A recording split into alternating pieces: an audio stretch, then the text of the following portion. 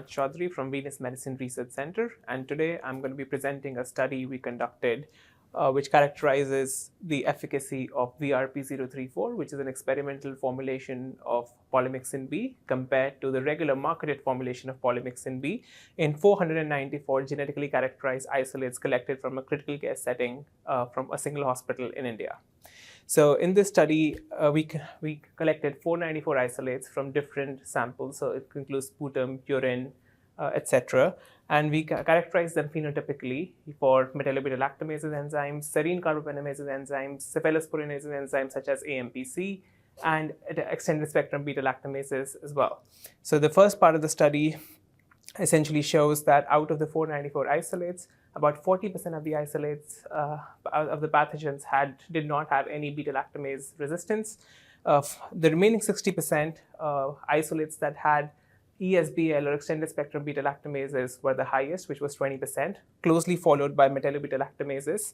Other than that, we found a host of combinations of isolates that presented with a combination of ESBL plus MBL, ESBL plus serine carbaminoases plus MBL, and so on. And what we see in the second figure here is the coexistence of multiple enzymes. And so the focus of this study was essentially on 4 priority pathogens, namely E. coli, Klebsiella pneumonia, Acinetobacter baumannii, and Pseudomonas aeruginosa.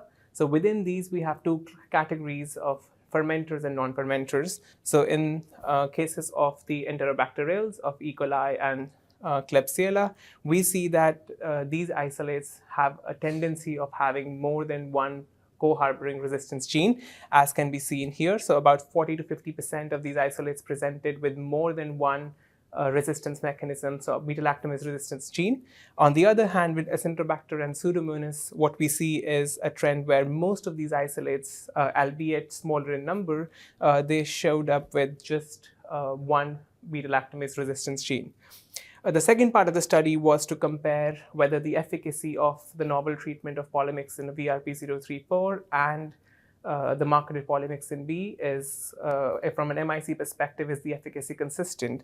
And as expected, what we found was that we've already previously shown that VRP-034 has unaltered kinetics compared to the marketed formulation, and so unsurprisingly, both of this data suggest that the MIC90s were perfectly in sync.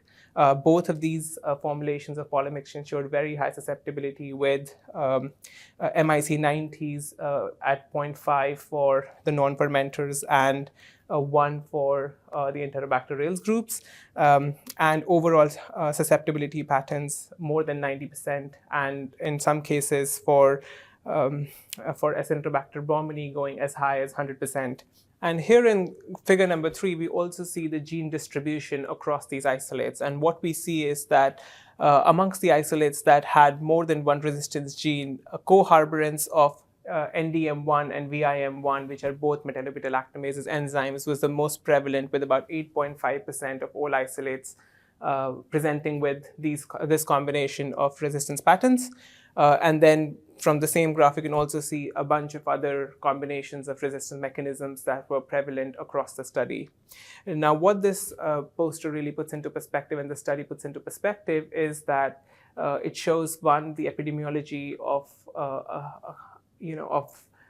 gram-negative bacteria at a clinical setting in India, in a healthcare setting in India, and it shows that the high resistance burden of metallo-beta-lactamases enzymes that is quite prevalent in Southeast Asia, and specifically in countries like India. And it also shows that VRP and the marketed Polymyxin B had exhibited similar efficacy in terms of their MIC distributions, and continuously the overall data suggests that we could continue the development of VRP-034 as an experimental therapy that essentially is looking at whether it can be a reformulation that reduces nephrotoxicity associated with the marketed Polymyxin B. Thank you.